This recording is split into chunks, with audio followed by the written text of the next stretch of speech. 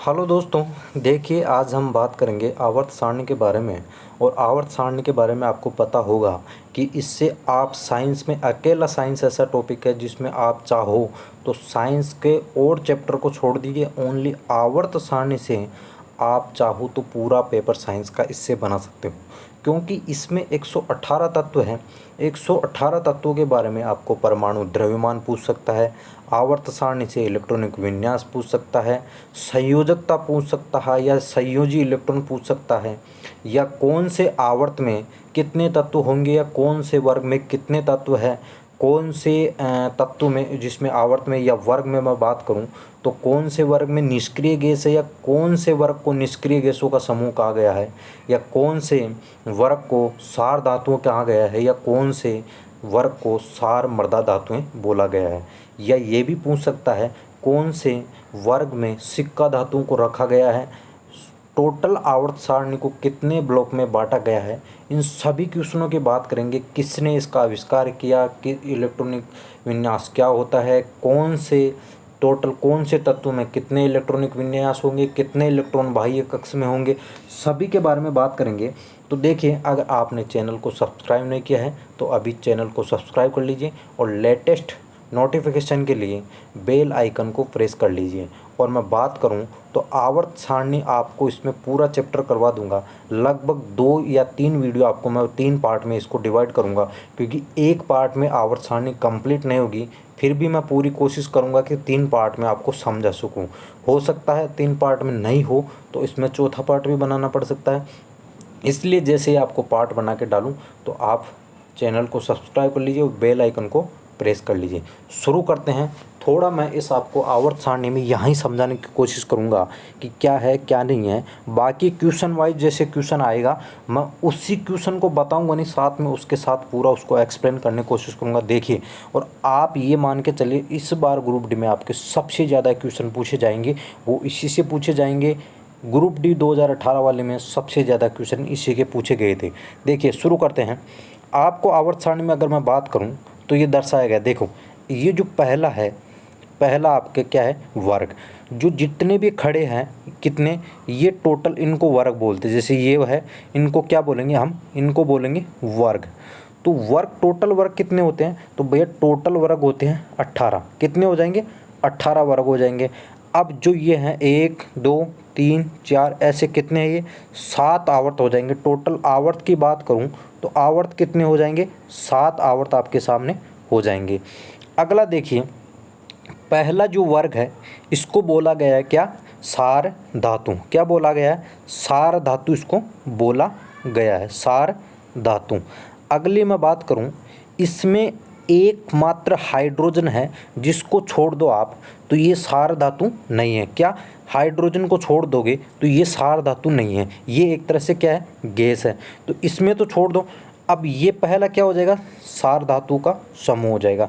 अगला देखिए, इसको क्या बोलते हैं, जो 2 नंबर वर्ग है इसको बोलते हैं सारीय मृदा धातु। क्या, सारीय मृदा, जिसमें इतनी भी जो भी धातु हैं वो सारीय मृदा धातु हैं।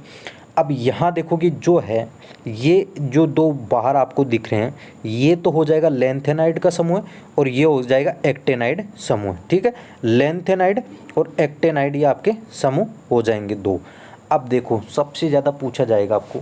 अब यहाँ देखिए, एक होता है कि सिक्का धातुएं कौन से वर्ग में रखी गई है। तो सिक्का धातु जो आपका ये 11 नंबर है, देखो यहाँ से गन लीजिए 1 2 3 4 5 6 7 8 9 10 11, ये 11 नंबर है। कॉपर जिसमें दे रखा है, कॉपर दे रखा है, एजी आपको इसमें सिल्वर दे रखा है और गोल्ड दे रखा है, ये क्या हो जाएगी, सिक्का धातुओं का समूह हो जाएगा।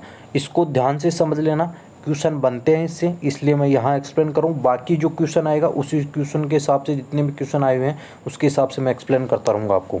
अब यहाँ देखिए, जैसे आपको दे रखा है ये जिगजैग लाइनें दे रखी है, देखो ये जिगजैग लाइनें, ये क्या है, तो दोस्तों ये है सेमीकंडक्टर। सेमीकंडक्टर मतलब अर्धचालक। ये क्या है, अर्धचालक आपके तत्व हो जाएंगे। अर्धचालक आपको पता होगा, जैसे मैं बात करूँ अर्धचालक, बोरोन, सिलिकॉन, जर्मेनियम, आर्सेनिक, ठीक है, टेलुरियम, तो ये क्या होते हैं, अर्धचालक। अब सबसे ज़्यादा जो क्वेश्चन पूछा जाता है वो आपके यहाँ से पूछा जाता है, जो 18वें नंबर का वर्ग जो है वर्ग में, इसमें जितने भी धातु हैं वो निष्क्रिय धातु हैं। क्यों है? क्योंकि इनकी जो बाह्य कक्षा होती है वो पूर्ण रूप से भरी होती हैं, और इनकी बाह्य कक्षा में पूछा जाता है कि बाह्य कक्षा में मैक्सिमम कितने इलेक्ट्रॉन होते हैं। तो भैया सब में बाह्य कक्षा में 8 इलेक्ट्रॉन होते हैं, और ये निष्क्रिय इसलिए होती हैं क्यों? इनका कोई भी जो कक्षा होती है वो खाली नहीं होती, सभी कक्षाएं पूर्ण रूप से भरे होने के कारण किसी भी तत्व के साथ ये क्रिया नहीं कर सकते, ना ही इलेक्ट्रॉन ग्रहण करते, ना ही त्याग सकते। ठीक है, और जैसे जैसे क्वेश्चन आते जाएंगे हम उनके बारे में बात करते जाएंगे। और अगर मैं बात करूं तो देखो इलेक्ट्रॉनिक विन्यास को एक में तो मैं समझा नहीं पाऊंगा आपको पूरे में। अब इस पूरे आवर्त सारणी को 4 वर्गों में बांटा गया है। देखिए मैं बता दूं आपको 4 वर्ग कौन से हो जाएंगे। जो ये 2 दिख रहे हैं आपको, ये हो जाएंगे आपके क्या, इसको बोलेंगे एस ब्लॉक। क्या बोलेंगे? S block. अब यहाँ देखिए, अब यहाँ देखो आप, अब ये जो है ये इतना था, ये क्या हो जाएगा, एक ये हो जाएगा, तो इसको बोलेंगे डी ब्लॉक। ठीक है, इसको क्या बोलेंगे? डी ब्लॉक इसको हम बोलेंगे। अब यहाँ देखिए ये जो आपको दिख रहा है इतना था, ये हो जाएगा आपके क्या, पी ब्लॉक। और ये जो बच गया आपके जो नीचे लेंथेनाइड एक्टिनाइड तत्व है, ये आपके आएंगे किसमें, एफ ब्लॉक में। तो अब देखिए आगे क्वेश्चन देखते हैं। क्वेश्चन में जैसे जैसे आता जाएगा हम उसके बारे में बात करते जाएंगे। सर्वप्रथम आवर्त सारणी का निर्माण किसने किया, क्या है, देखो शुरू करते हैं। अब देखिए यहाँ है तत्वों का सबसे पहले वर्गीकरण किसने किया। तो तत्वों का सबसे पहले वर्गीकरण किया था वो किसने किया था, डोब्रेनर ने किया था। तो देखिए डोब्रेनर है, वो पूछ सकता है आपको कि सबसे पहले डोब्रेनर है एक जर्मन वैज्ञानिक। कौन है? जर्मन वैज्ञानिक है। तो आपके हो जाएगा जर्मन वैज्ञानिक। अब देखिए इनको बात करूं अगर, यहाँ पे इन्होंने दिया था त्रिक का नियम। ठीक है, त्रिक का नियम है कि 3 तत्वों का समूह दिया था। पूछ सकता है 3 तत्वों का समूह है के बारे में किसने बताया, तो वो बताया था डोब्रेनर ने। तो यहाँ देखो त्रिक का नियम किसने दिया, डोब्रेनर ने। और अष्टक का देखो इसमें तो कोई खास नहीं है। अब अगला देखो, इसके बाद जो आवर्त सारणी जो बनाए, जो मतलब तत्वों की खोज की, वो की थी न्यूलैंड ने दिया अष्टक का नियम। ठीक है, अष्टक का नियम पूछ सकता है। इसमें क्या था, ये परमाणु भार के अनुसार इन्होंने, न्यूलैंड ने परमाणु भार के बढ़ते क्रम में, मतलब परमाणु भार का बढ़ता क्रम के अनुसार इन्होंने बताया था। ठीक है, बढ़ते हुए क्रम में इन्होंने अष्टक का नियम दिया। टोटल तत्वों की बात करो, पूछ सकता है कि टोटल तत्व उस समय कितने खोजे गए थे तत्व। तो न्यूलैंड के समय जो तत्व खोजे गए थे वो 56 तत्व थे। कितने? 56 तत्व थे। और ये कौन थे? एक ब्रिटिश वैज्ञानिक थे, ये भी आपको ध्यान रखना है, ब्रिटिश वैज्ञानिक हो जाएंगे। अगला देखिए अंतिम तत्व पूछ सकता है कि जो न्यूलैंड का अष्टक नियम था, उन्होंने उनका अंतिम तत्व कौन सा था। तो अंतिम तत्व था थोरियम। ठीक है, अंतिम तत्व क्या हो जाएगा, थोरियम हो जाएगा, ये आपको ध्यान रखना है। और अगला क्वेश्चन देखिए, सर्वप्रथम आवर्त सारणी का निर्माण किसने किया। तो सर्वप्रथम आवर्त सारणी जो बनाई थी वो बनाई थी मेंडलीफ ने। तो मेंडलीफ कहाँ के थे, पूछ सकता है कौन से देश से संबंध है, तो रूस के थे। और आवर्त सारणी इन्होंने बनाई थी किसके आधार पर, कि परमाणु भार के आधार पर थी। क्या? परमाणु भार के आधार पर, ये देख लीजिए, परमाणु भार के बढ़ते हुए क्रम में थी। अगला देखिए, इस समय जो न्यूलैंड मेंडलीफ थे, इन्होंने कितने तत्वों की उस समय जो खोज की थी आवर्त सारणी, उस समय कितने तत्व ज्ञात थे। तो भैया 63 तत्व ज्ञात थे। ये ध्यान रखना है कि टोटल जो तत्व थे उस समय 63 तत्व थे। और इन्होंने क्या किया, आवर्त सारणी जो बनाई थी उसमें कुछ भविष्य में खोजे जाने वाले तत्वों के बारे में उन्होंने एक निश्चित स्थान नहीं, पर इन्होंने जगह उस आवर्त सारणी में जगह छोड़ी थी कि जो भी बाद में खोजे जाएंगे उनको इसमें आवर्त सारणी में रखा जा सकेगा। अब इसके जो मेंडलीफ है, इनके आवर्त सारणी की एक कमी है, जो हाइड्रोजन है 1 नंबर पर, इसका अभी तक जो वर्तमान में है उसका भी निश्चित स्थान नहीं है। क्योंकि पहला वर्ग जो मैंने अभी पीछे बताया कि वो पहला वर्ग है या समूह है वो पूरा 60 धातुओं का समूह है, उसमें ये गैस एकमात्र तत्व है जो गैस है, ठीक है। तो इसका अभी तक एक निश्चित स्थान नहीं है, पूछ सकता और पूछा हुआ है ये क्वेश्चन, ये भी ध्यान रखना है कि ये क्वेश्चन पूछा हुआ है। अब उस टाइम अक्रिय गैसों का निर्माण नहीं हुआ था, ये भी ध्यान रखना है कि इस टाइम अक्रिय गैसों का निर्माण नहीं हुआ था। अगला क्वेश्चन देखिए, आधुनिक आवर्त सारणी का नियम किसने दिया? तो आधुनिक आवर्त सारणी जो वर्तमान में हम देखते हैं वो क्या थी? आधुनिक आवर्त सारणी है और आज के समय में 118 तत्वों की टोटल खोज हो चुकी हैं। और इसमें बात करें जो मोजले हैं वर्ग, मोजले की जो आवर्त सारणी है उसमें अगर मैं बात करूं वर्ग की तो टोटल वर्ग है आपके 18। आवर्त जो मैंने पीछे बता दिया आवर्त है टोटल 7। जो आडी लाइनें हैं ये तो हो जाएंगी आवर्त, जो खड़ी लाइनें हैं ये टोटल है वर्ग या समूह बोल सकती है, ये टोटल 18 है। अब देखिए आगे देखिए, मेंडलीव की आवर्त सारणी किस आधार पर है?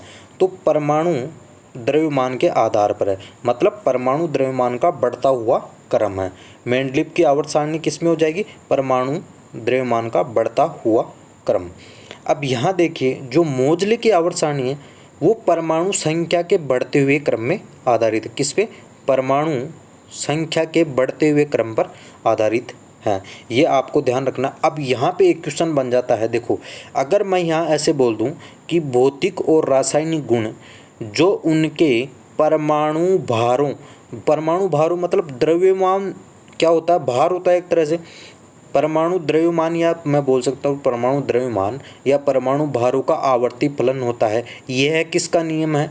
तो आपको ये ध्यान रखना है, आपको जैसे ही परमाणु द्रव्यमान या परमाणु भार आ जाएं आवर्ती फलन के रूप में तो डायरेक्ट मेंडलीव लगाना है और पूछ ले कि रासायनिक और भौतिक गुणों को परमाणु संख्या के आवर्ती फलन है, परमाणु संख्या, तो आपको डायरेक्ट ही मोजले और पूछा हुआ है, बहुत बार क्वेश्चन पूछा गया है।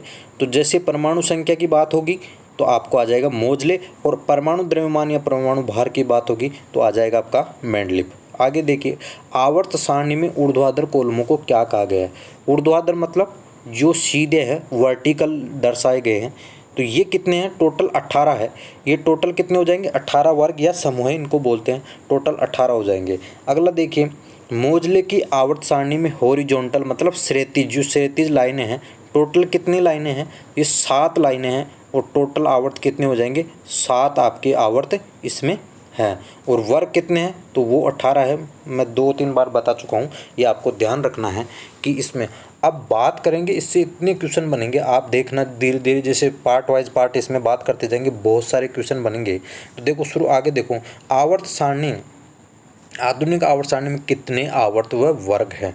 तो यहाँ देखिए आवर्त तो आपके पास 7 है और वर्ग की बात करूँ तो 18 वर्ग है। अगला देखिए, किस वर्ग में सिक्का धातुओं को रखा गया है? तो 11वें वर्ग में, जो 11वां वर्ग है मैंने बताया था, जिसमें क्या है? एक तो कॉपर है, एजी है, एजी मतलब सिल्वर, देखो कॉपर है, एजी है और एयू है। एयू को क्या बोलते हैं? ओरम पूछा हुआ है, ओरम मतलब सोना। 79 पे इसका परमाणु, देखो इसमें आपको ये भी ध्यान रखना है, परमाणु संख्याएं भी ध्यान रखना है, इससे आपको द्रव्यमान निकालने में सहूलियत होगी, इलेक्ट्रॉनिक विन्यास निकालने में, संयोजकता निकालने में या संयोजी इलेक्ट्रॉन निकालने में आपको दिक्कत नहीं होगी, ये ध्यान रखना आपको। एजी मतलब अर्जेंटम, इसको क्या बोलते हैं? ये होता है सोना। सोने कितने पे आता है? 47 पे, इसको बोलते हैं अर्जेंटम। कॉपर आएगा 29 पे, ये आपको ध्यान रखना है। इनके परमाणु क्रमांक धीरे धीरे आप अगर बार बार रिपीट करते जाओगे तो ऑटोमेटिक आपको याद हो जाएंगे, कुछ ही याद करने की ज़रूरत नहीं है। आप वीडियो को जैसे 2-3 बार देख लोगे तो आपको खुद ही याद हो जाएंगे, कोई दिक्कत नहीं आएगी। तो ये आपको ध्यान रखना। निष्क्रिय गैसों का समूह है, तो निष्क्रिय गैसों का जो समूह है 18वां वर्ग है, इसमें अगर बात करें हम तो देखो हीलियम आती है, नियोन आती है, हीलियम, नियोन, आर्गन, क्रिप्टॉन से Kr, क्रिप्टॉन, जीनोन और रेडॉन, आपकी ये हो जाएगी रेडॉन। तो ये आपको इनके परमाणु क्रमांक भी ध्यान रखने हैं साथ में। ये हो जाएगा, हीलियम हो जाएगा 2 पे और जो नियोन है वो हो जाएगा 10 पे, आर्गन हो जाएगा 18 पे और क्रिप्टॉन हो जाएगा 36 पे, जीनोन हो जाएगा 54 पे और जो है आपका रेडॉन है लास्ट में वो हो जाएगा 86 पे। अब वो भी बात करूँगा, इनको याद करने की ज़रूरत नहीं है, मैं बता दूंगा कि किस प्रकार ये आते हैं। वो बस आपको इंतज़ार करना पड़ेगा, क्योंकि सभी क्वेश्चन एक वीडियो में नहीं बता सकता मैं, क्योंकि फिर दिक्कत होगी। जिस टॉपिक पे बात करें उसको समझते जाएंगे, धीरे धीरे सारी आवर्त सारणी आपको समझ में आ जाएगी। ठीक है।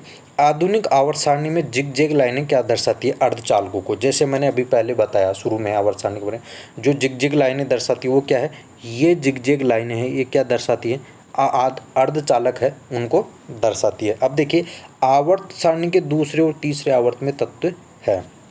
अब यहाँ देखिए सबसे अच्छी समझने की बात यहाँ पे ये है कि जैसे इलेक्ट्रॉनिक विन्यास होता है तो वो किस रूप में होता है। अब मान के चलिए अगर मैं आपको यहाँ पे 11 पे आपको दिख रहा है सोडियम Na, अगर पूछ ले कोई इलेक्ट्रॉनिक विन्यास निकालो, तो इसका इलेक्ट्रॉनिक विन्यास कैसे निकालेंगे। अगर आपको परमाणु संख्या पता होगी कि ये 11 पे आता है तो आप निकाल सकते हो। कैसे कि पहला जो कक्षा होती है उसमें 2 होते हैं, दूसरी कक्षा में 8 होते हैं, तीसरी कक्षा में भी 8 होते हैं, चौथी कक्षा में कितने हो जाएंगे, 18 हो जाएंगे, फिर कितने हो जाएंगे, 18 हो जाएंगे, फिर हो जाएंगे आगे देखो इसमें, इसको यहाँ छोड़ दो, फिर हो जाएंगे 32 और फिर हो जाएंगे 32। अपने को 11 तक निकालना है तो देखो 2 आ जाएगा पहली कक्षा में, 8 आ जाएगा दूसरी कक्षा में, KLMN, ये आपको ध्यान रखना है। कक्षाएं इस प्रकार से विभाजित होती हैं। आपको पूछ सकता है कि सोडियम की L कक्षा में कितने इलेक्ट्रॉन होंगे, तो ये आपको ध्यान रखना है। K से शुरू होती है, K पूछ ले तो 2 आएगा, और यहाँ L पूछ ले तो 8 आएगा, और जो देखो 2 8 10 हो गए और ये 11 पे आता है तो आपके बच गया कितना, 1, तो लास्ट में कितना आ जाएगा, 1 आ जाएगा। ये तो मैंने बताया कि इस प्रकार कक्षाएं, जैसे अगर तीसरी कक्षा में 8 आ जाते हैं और कुछ इलेक्ट्रॉन बच जाते हैं तो वो फिर अगली कक्षा में आते हैं, 18 से ज़्यादा चौथी कक्षा में नहीं भर सकते, फिर अगली कक्षा में आते हैं तो वो भी 18 आते हैं, 18 से ज़्यादा अगर इलेक्ट्रॉन होंगे तो फिर वो आगे वाली कक्षा में आएंगे, और 32 इलेक्ट्रॉन भरने के बाद फिर वो आगे वाली कक्षा में 32 इलेक्ट्रॉन हम भर सकते हैं। तो देखो पहला जो देखो आवर्त है इसमें कितने तत्व हैं, यहाँ देखो 1 और 2, देखो हाइड्रोजन हीलियम 2 तत्व हैं। दूसरी कक्षा में 8 है, देखो lithium beryllium boron carbon nitrogen oxygen fluorine neon. ठीक है। तीसरी में अगर बात करूँगी तो देखो तीसरी में भी 8 ही तत्व है, उस प्रकार डिवाइड होते हैं, आपको ध्यान रखना है। आपको पूछ सकता है कि तीसरे आवर्त में टोटल कितने तत्व है, तो ये इलेक्ट्रॉनिक विन्यास करने का तरीका यही बताता है कि कौन से आवर्त में कितने तत्व होंगे। अगर मैं बात करूँ अब यहाँ देखो अगर चौथे आवर्त में 18 तत्व है तो अगर पूछ ले कि चौथे आवर्त में कितने तत्व होंगे, आप गिन लीजिए 18 तत्व ही होंगे।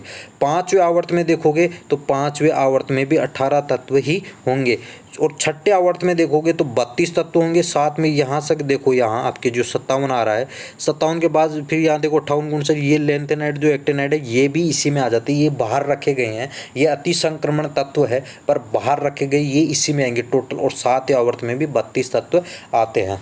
अब अगर मान लो आपको दे दूँ मैं कि आप मान लीजिए क्लोरीन का इलेक्ट्रॉनिक विन्यास क्या होगा, तो क्लोरीन देखो क्लोरीन ये रहा आपके 17 पे आता है, क्लोरीन 17 पे आता है। तो देख लीजिए पहले कक्षा में 2 इलेक्ट्रॉन आ जाएंगे, दूसरे में 8 आ जाएंगे, 2 8 कितने हो गए, 10 हो गए, और अब कितना इलेक्ट्रॉन बच रहा है, 7, तो 7 तीसरी कक्षा में आ जाएगा। बाकी अभी कक्षा भरी नहीं है क्योंकि 1 इलेक्ट्रॉन की कमी है, इसीलिए क्लोरीन सबसे ऋणात्मक तत्व होता है। यह क्या रखता है, क्षमता इलेक्ट्रॉन रखने मतलब ग्रहण करने की क्षमता रखता है। तो यहाँ 1 इलेक्ट्रॉन की कमी है, ये किसी न किसी से 1 इलेक्ट्रॉन ग्रहण करेगा, वो बात की बात है, मैं और इसमें डिटेल से बता दूंगा। अभी अपन क्वेश्चन पे बात करते हैं। ये तो समझ गए होंगे कि कौन से आवर्त में कितने तत्व होते हैं, क्यों होते हैं, ये मैंने बता दिया है। अगला देखिए आधुनिक आवर्त सारणी को कितने ब्लॉक में बांटा गया है। मैंने बताया जैसे ये इतना ता हो जाएगा, ये हो जाएगा एस, ये इतना ता है, ये ब्लॉक देखिए ये इतना था, ये हो जाएगा आपके क्या डी, और ये क्या हो जाएगा, ये इतना था ब्लॉक क्या हो जाएगा पी, ये क्या हो जाएगा पी। और ये जो अति संक्रमण तत्व नीचे बच गए लेंथेनाइड और एक्टेनाइड कौन से ब्लॉक में आते हैं, एफ ब्लॉक में। तो थैंक यू दोस्तों, आज की वीडियो में इतना ही। और मैंने बोल दिया है कि मैं इसको पूरा आपको डिटेल से पूरा संयोजकता क्या है, मतलब कितनी पूरी डिटेल से आपको समझा दूंगा। कोई ज़रूरत नहीं ऐसी नहीं पड़ेगी कि आपको बाद में ऐसा बोल सको कि आपको समझ में नहीं आएगा। ये मेरा आपसे वादा है कि आराम से समझा दूंगा। और फिर भी नहीं समझ में आता है, कोई दिक्कत हो तो आप मुझे कमेंट करके बता सकते हो। थैंक यू दोस्तों।